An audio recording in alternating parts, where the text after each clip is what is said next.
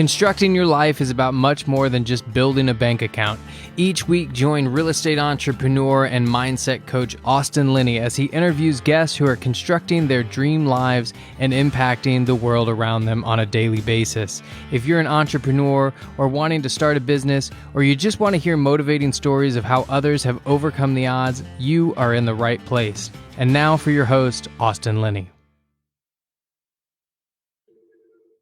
Guys, welcome back to Construct Your Life. This is Austin Linney here. I have the honor of having Mr. Yonah Weiss here. How are you doing, my sir?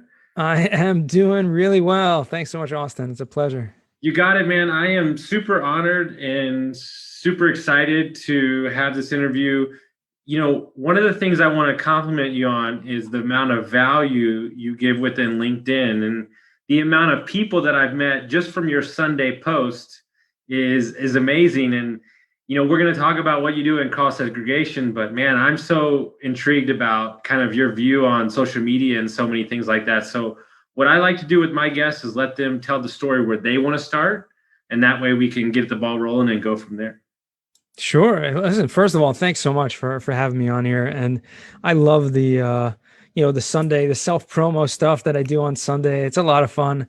I get to meet a tremendous amount of people through that as well, which adds a lot of value to me. But to see other people actually do business, connect with new people through that. I did a podcast one before where just like, if you're a podcaster, comment below. If you're looking to be a guest, like comment below, and just, it's connecting hundreds of people. I think it's incredible. One of the things that I love the most about having a big network is being able to use it to give back.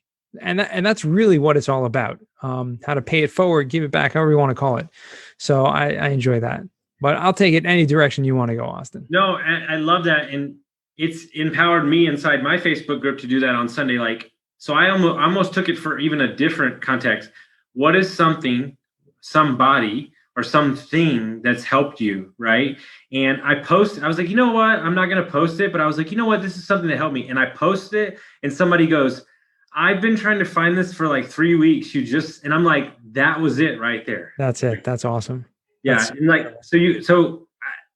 mainly the thought process behind that, guys, if you thought about posting, just post it. That's right. Yeah. So how did you get started in real estate and kind of your backstory?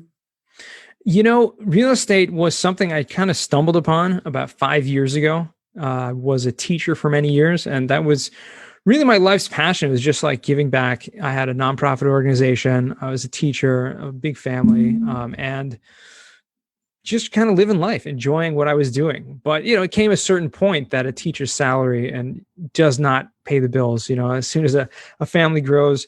And I was just interested and open to opportunities. And that's really where it came from. I reached out to some friends, people that I'd known for many years, and just like, hey, listen, guys, I'm looking for some opportunities. What do you suggest? And I just kind of fell upon me, the divine providence, as I like to call it, as just meeting a friend in a parking lot somewhere. I was coming out of a place, he was going in, and we parked next to each other. It was like, whoa, hey, what are you doing here? I haven't seen you in a long time. Caught up. He was doing commercial mortgages for many years. And I was like, oh, what are you up to? He's like, you should come work with me. Like, I'll just teach you the ropes of commercial real estate. Just sit with me in my office. I was like, okay, sure. So I ended up doing that and literally just learned from him, who, been skilled at doing this for years. I got like a free training just sitting with him in his office for, a number of months. And it was incredible because I learned all the ins and outs of commercial real estate, ended up doing some fix and flips together with him, ended up doing, getting my broker's license, just trying to get the feel of all different aspects of real estate because I saw it was opening up so many doors.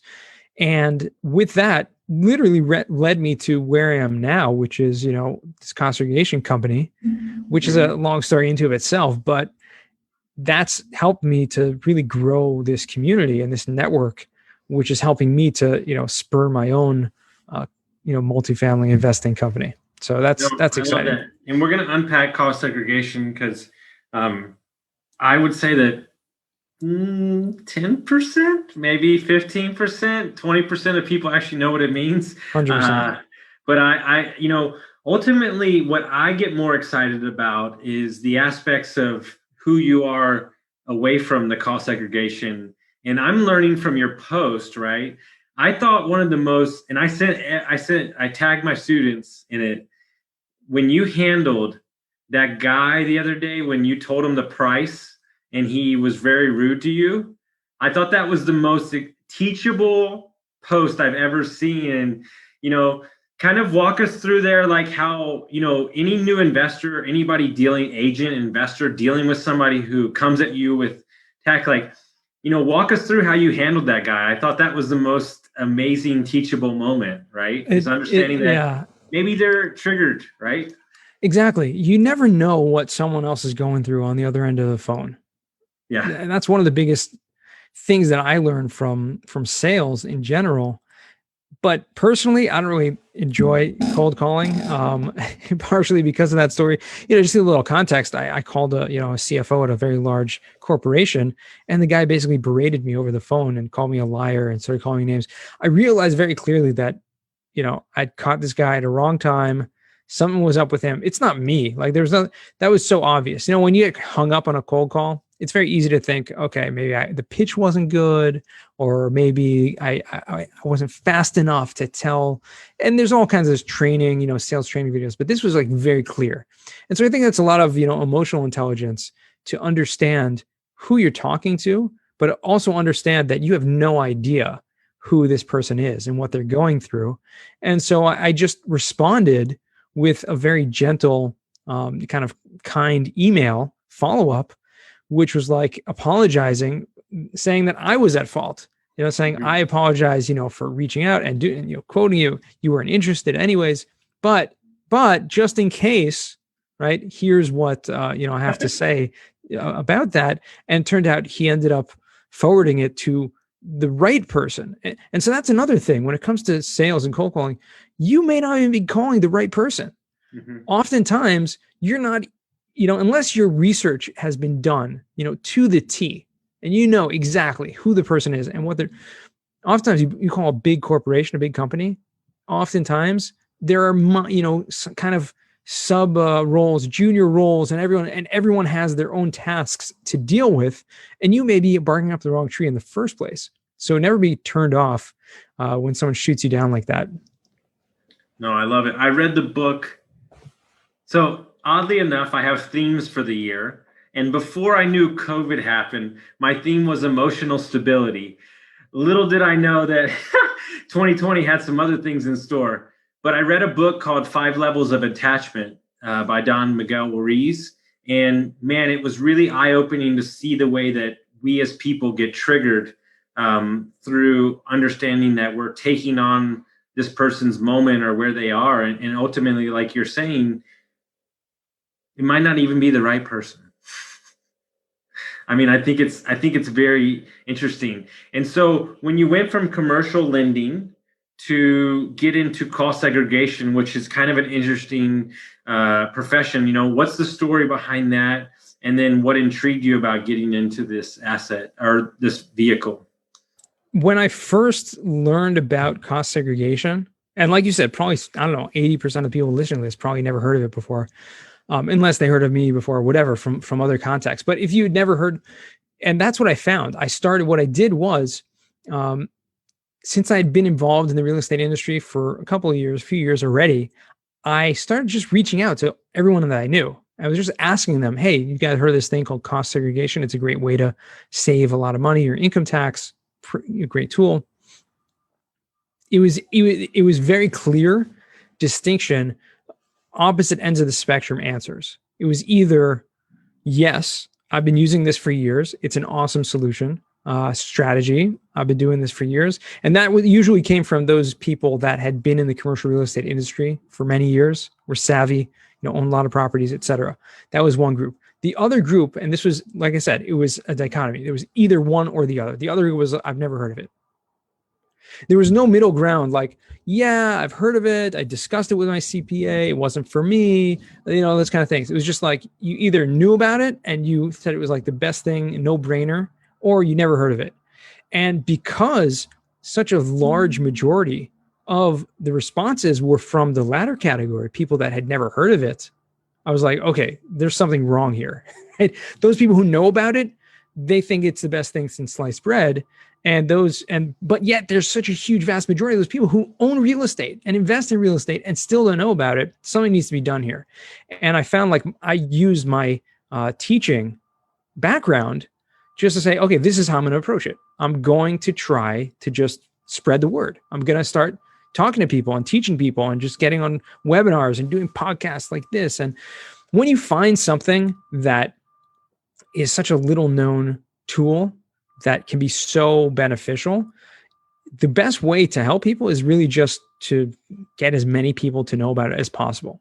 And then when you become a teacher in a sale, and this really rings true for lots of people in the sales, whatever you're selling, right? Any business whatsoever, because every business is in sales in one way or another.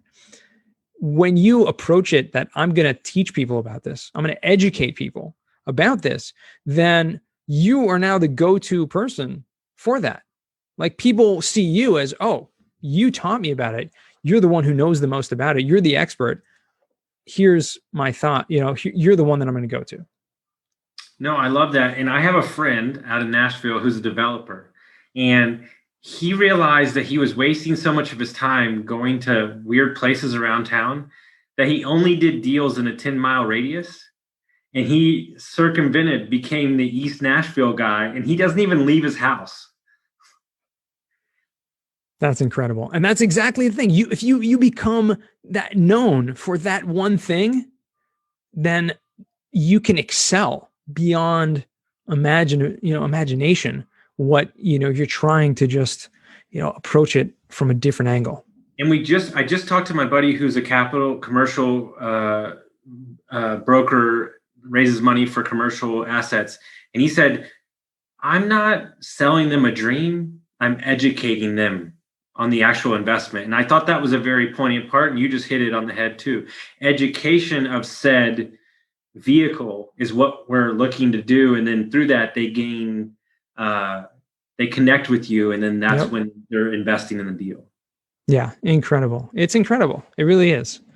Yeah, because people get so concerned, like, how do you raise money for a deal, or how do you teach them, like, hey, you put your money here, it does this, and so on and so on. They're like, hey man, now I understand, let's do it. And so for the people that don't know, because we're still talking about a subject that might know, give me the most basic breakdown of what cause segregation is. I know you get this every podcast, but I want but I've honed it down. So okay. At least I hope you'll tell me if you think this is the most basic. Essentially, it's a weird name that the IRS gave for an incredible income tax deduction. Okay. Essentially, it's a strategy that allows you to take the tax depreciation deductions at a faster rate than you would normally do so. So when you buy a commercial property, any property, it doesn't necessarily be residential, as long as it's not your personal residence. When you buy that property, the government incentivizes you by giving you a tax deduction called depreciation, which essentially says you take that purchase price and now you can depreciate, you can take a tax deduction right off of the entire cost over a 27.5-year period or a 39-year period for commercial properties. You can, with cost segregation, reallocate certain assets within a property that depreciate faster. So we're segregating that cost into different buckets, so to speak, and now I can take those tax deductions at a much faster rate. Essentially, it's a cash flow strategy, and that's what it is. So my question, and I guess I haven't asked it to the right person yet, and I've been thinking about it. Would this be on an asset that on surface you're planning to sell within a 5 to 10 year period? So you're taking the advantages early. When that person, this is a two-part question. When that person buys said property from you, do they have to then start the clock over again?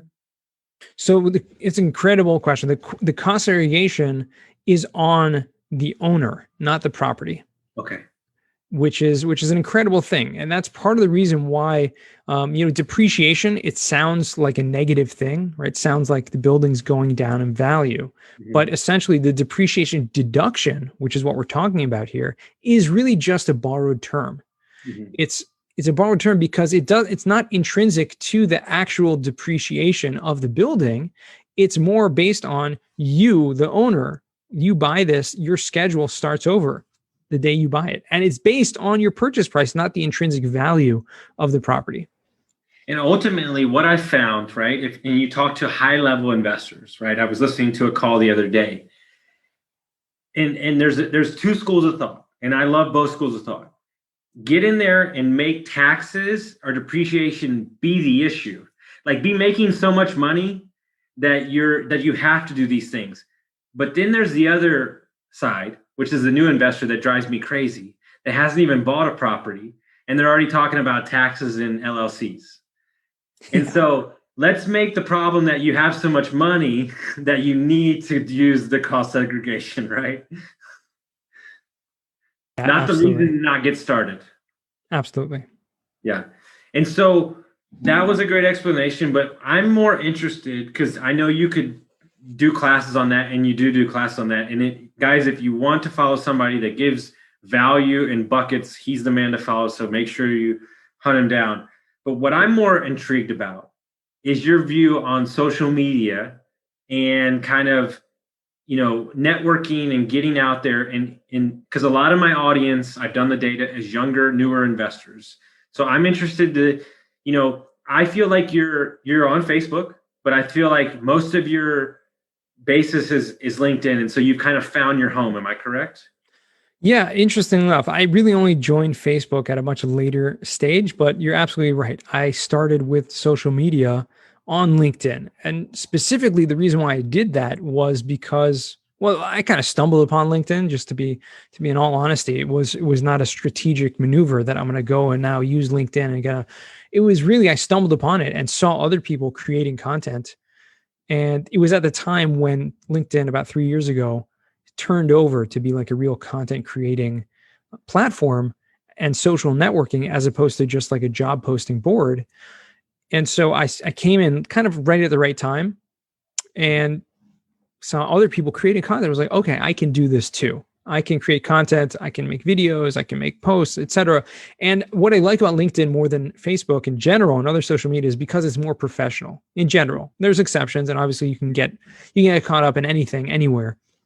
And there's politics and all kinds of other stuff that's not appropriate. But again, you can kind of contain that and you can focus when using that. And what I found is all professionals in the world, or especially in the United States, okay, let's focus there, are on LinkedIn. Mm-hmm. That means they have a professional profile, and it's really just like a free business website. Basically, if you make your profile professional looking and have contact information and have a lot about who you are, what you do, how you can help, it's basically like your own private website, and you can network with other people. So there's a lot of things going together all at once that really made it to be very attractive. Number one, it was a professional, kind of more like a businessing, networking event type thing, as opposed to Facebook, where there's a lot of distractions, a lot of more kind of laid back, more like going hanging out with your friends. And, I was approaching from a business perspective, I think utilize that. Facebook is still great. I'm using that now. Instagram, I got on that recently as well. And it's more about just kind of reaching new audiences, but I'm still using the same brand, still using the same, strategies. I think what's interesting, and because I love psychology and love to study people, I don't think people pay enough attention to studying the genesis behind said platform, right? Like, dude, I'm not like, I do, just for jokes, I do a funny he wears a wife beater and a mullet, and he's a fanny pack salesman from the 80s that's thinking about getting into real estate because all these kids are making money. Yeah. I would never post that guy on LinkedIn. It's not appropriate, but on Instagram and Facebook it works, right? But I know what people, you know what I'm saying? And so, like, you have to kind of understand. But here's an interesting thing. I have a lot of friends that are heavy marketers. Had them on the podcast. I've been only on LinkedIn the last like 4 months, and they said, Austin, you got to do it. Like, even if it's just the same stuff you're posting on Facebook, you got to do it. I went to a meetup at Jake and Gino event in August. I had 6 people walk up to me and they said, I saw your video on LinkedIn. That's awesome. They didn't say they saw it on Facebook or Instagram. And that's when I perked up and was like, oh, okay. It matters, right? It's a business platform for business people. This matters because it cuts through a lot of the BS that's on the other platforms. Absolutely. 100%. And I get that a lot also when I go to these networking events, Yeah. these industry multifamily events, stuff like that. I get people coming up to me all the time. And, granted, I look different than a lot of people, so I stand out anyways, but it's much easier for people to spot me. But what was incredible was just how many people came up to me and were just like, number one, oh, it's great to finally meet you in person. But number two, again, because I had already established like that presence in that relationship. But number two was most incredible was people were saying like, I feel like I already know you, right? And like introducing them to their friends, like, oh, this is Yonah, he's the guy. And like, I've never spoken to this person, in my life. But at the same time, they know me because of that content creation that's happening on a daily basis. You're getting in the minds of people. You're getting in front of people. They're remembering you. And if they're watching and they're continually engaging with your content, that means they like you, right? And so that's already a great step in the right direction to do business, because like is the first, knowing you, liking you, trusting you. Those things happen over time. And I had this debate because I put out a lot of content, and I'd love to hear your opinion on it. I think what you post, especially on LinkedIn, matters. I think the content matters. But I also think that there's another element of consistency that's more important. Like, there's no chance anybody's going to be able, there's a million podcasts. There's no chance they're going to be able to listen to everyone's, but I have some that do, and I have some that catch on, and maybe they'll listen to 20 in a row.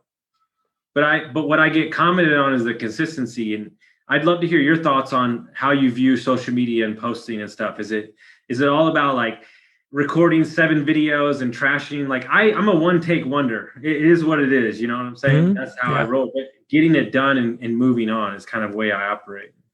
Yeah, getting it done, moving on. You know what? I honestly believe the most important thing when it comes to social media is a few things. The consistency is definitely up there. Okay. Consistency posting, whether it's every single day or whether it's a few times a week, but it has to be consistent, because again, it's about building those relationships, and people get to know you only if you're consistent with it. If you're that guy that they saw once, like 6 months ago, they're not going to remember you. If they see you every single day, that's going to be memorable. But the most important thing I would say is, it's really twofold. Number one is kind of something that you mentioned earlier. Each platform is different, not only because of the type of content and the type of viewers or people that are engaged on each respective platform, but the actual mechanics of the posting. Certain things work better on different platforms for whatever it is. So really you need to take time to observe. Take time on each platform to observe other people doing, and being successful, watching who's getting the engagement. How are they doing that? Why are they doing, what strategies are they using? How is that working? What doesn't work? And spend time observing. And, it doesn't have to be, before you jump in, but continuously do so. I do this all the time. I'm constantly like watching other people who are successful and kind of tailoring and incorporating different aspects into and changing things up, changing things, saying, I'm going to test this. I'm going to experiment here. Is this going to work? Is it not? So that's one really, really my important thing, man. That's what I do. I don't watch the content. I watch the comments. Oh, that's interesting. So that's true too. You can tell a lot from the comments. You can also tell like if they are automated or kind of robots, right? And there's a lot of that out there. I've never knew that Forex trading was the biggest thing on the planet. Well, to get that a lot on Instagram, I've seen that, but on LinkedIn, you don't get that. But what you do get is just like one word, and there are bots on Instagram, on LinkedIn also. They're just like one word, like great, or awesome, or this is awesome, or great. Yeah. It's just like you see like a lot of those. You know what they didn't know is that 3 words actually gives you the algorithm. Ooh, they didn't know that. Oh, yeah. So they don't even have their bot working right. So it's like, and ultimately, like, I think what you and I live by is, regardless of what you're posting, regardless of how much you're posting, as long as you're posting you, as long as you're being you, then the rest of it doesn't matter, right? Exactly. It's what's going to shine through. Again, it's all about, and this is really the other thing I want to say, is that it's really all about relationships.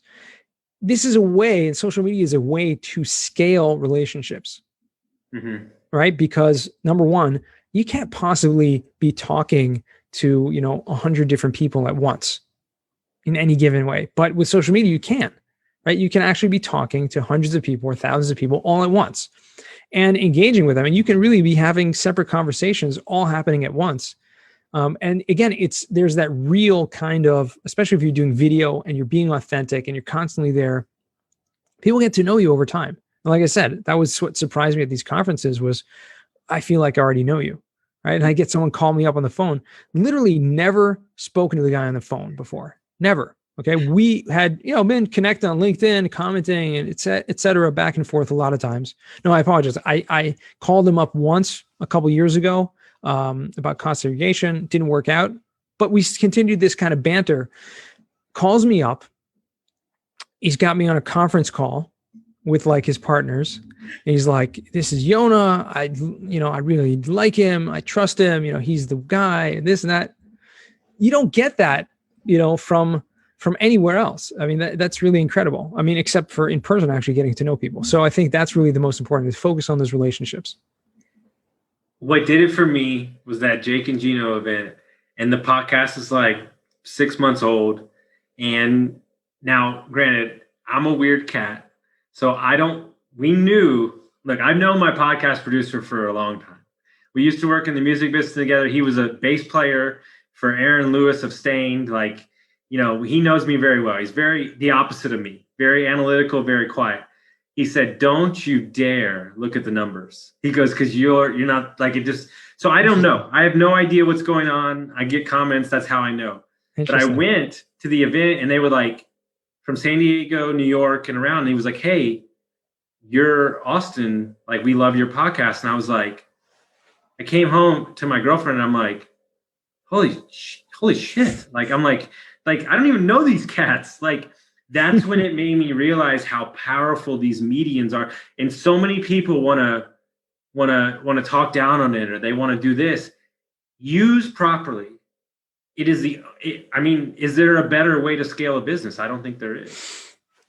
It's so necessary this day and age. Of course, it has to be coupled with, everything else and, everything else you're doing to create a business and to have a operating business functioning, obviously. But in terms of marketing, I mean, first of all, it's besides for the time you're putting into it, it's free, right? Yeah. We're not talking about Facebook ads. We're not talking about LinkedIn ads here where you're actually paying money to get in front of people. We're talking about just original, right? Content, organic reach. That's it. It's incredible. So I'd be interested because we've never had this conversation. I don't know how you think on this topic, but I am under the impression, at least maybe because I'm a mindset coach, and I know mine was so bad for so long. But where do you sit on like mindset and kind of getting yourself a lot of what you do? There's a lot of podcasts. There's a lot of things. So walk us through how you view personal development and mindset and your thoughts on kind of that arena, which I love to talk about. For me, the biggest thing in mindset is how can I help? How can I help other people? Okay. So when I go into something, I think about a few different things, but one of those things I think of all the time is how can I help other people? What can I do here that is going to literally help people. And so when you see that with a lot of my posting, a lot of my content is not about me, because that will come across, that will come about. It's really about who's watching, like how can this add most value, or how can this be helpful to those who are viewing it? I also want to, I'm a very religious person. It doesn't actually come across blatantly outward, openly a lot of times. I mean, obviously my appearance, but my actual mindset is all about, God and godliness, and how can I emulate my creator? And so how can I be compassionate? How can I help others? How can I do my best? And so that's really where my mindset is at. How can I be a light, to others? So those are a couple of things that really drive my mindset. Because I would imagine that not every day you love doing everything you got to do, but there's a business to run. But because the draw and the need is so much greater than yourself, it allows you to step outside of whenever the ego or the tiredness gets involved, because that's how I view it. I mean, if I post one video and one person's life gets better that day, then I'm good. That's about as far as I take it. Yes, absolutely. Yeah, because ultimately the only time my mindset ever goes in the trash is when I worry about what I deserve or what I'm going to get out of it. That's the only time it goes in the trash. And I'm like, awesome. That's not good. It's like, you need to get out of that. Absolutely. So to anybody that is newer, so you did a couple fix and flips, you went from teaching to commercial real estate. Where do you suggest somebody that's newer or somebody looking to scale up their investment? You know a lot about assets. You see the inside of a lot of assets. Mm-hmm. I would love to hear your take on, just commercial investing. Do you see the scalability of that as kind of a better play for somebody if they can get into that realm? Like any business, real estate is a business. Okay, it's an investment, but in the end of the day, it's a business. Like any business, if you surround yourself with the right people that are successful at it, that you can learn from, and partner with the right people, I think you're going to succeed. If you try to just tackle it on your own, try to figure it out, reinvent the wheel, it's going to be very difficult to do, to scale that.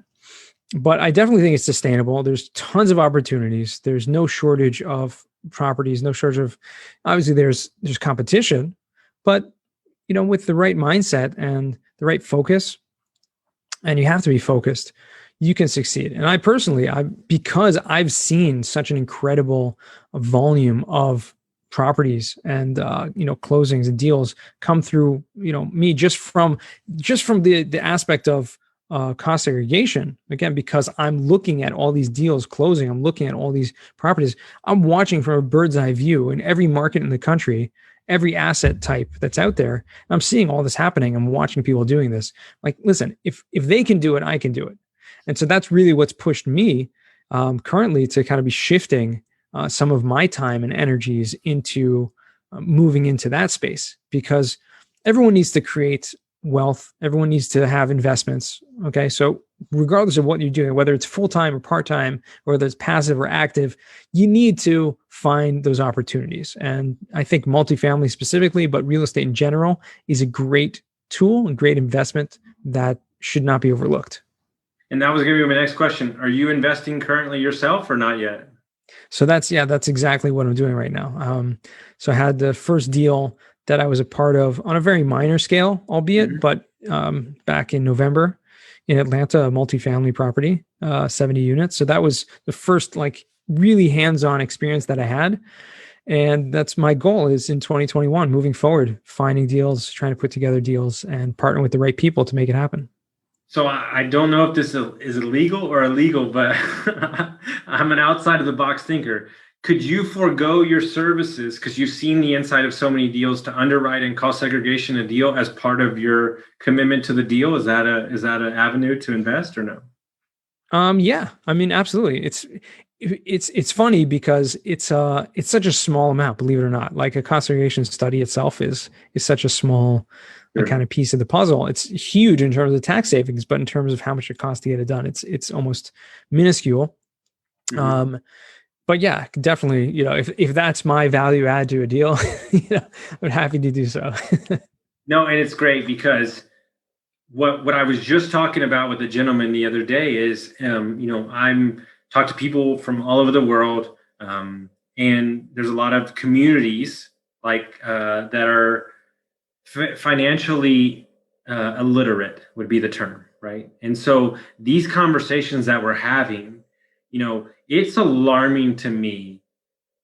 Like, I don't say you have to understand it, but to not even know that it's an option, right? Meaning infinite banking, overinflated life insurance policy, cost segregation.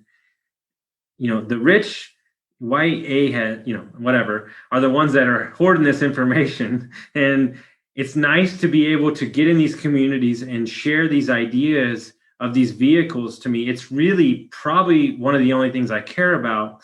And one of my buddies who manages a ton of money for University of Texas, we want to create, a kids program for middle school and high school kids on these ideas, because all you need is the door to be cracked open just a bit, where you get a new idea and then you can run with it. but you have to have the door cracked in the first. And these why these conversations are so important, you know. Absolutely. It's something that is missed in general education. And I never got it, really. I mean, I had some, it wasn't something that was necessarily taught to me when I was growing up, financial literacy as I know it today.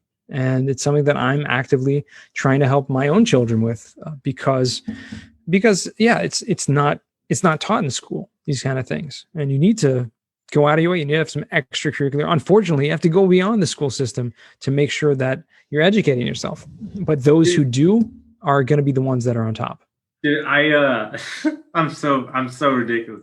My best friends, for Christmas, I gave all the kids Rich Kid, Poor Kid by Robert Kiyosaki. And I said, throw all your other gifts away. This is the only thing you need. and my buddy's like, man, you are on. He's like, you're trying to get him. I said, I'm trying to get you retired. That's what I'm trying to do. Yeah. No, it's awesome. Important. That's awesome. Yeah, kids don't know about it. And a book like that will help open their minds to possibilities and things that they never knew existed. No, I love it. And so if people wanted to find out more about you, they wanted to get in contact with you on social media or find out about cost segregation for a property, how will they do that? The best place to find me is on LinkedIn. You know, just very clearly, that's where I'm most active. You can definitely reach out to me there. You can go to YonahWeiss.com. That's my website. That will take you, you know, beyond just LinkedIn and to all the other things we got going on. And our company, Madison Specs, happens to be the biggest national company doing cost segregation. So if you're ever interested in finding out if this is right for you, happy to have that conversation and do what we do, a free feasibility analysis for any property. So you can already know ahead of time at no cost to know if this is even going to be worth it. No, I love it. And guys, if you like this episode, make sure you send it out to your friends. And we really hope you enjoyed listening.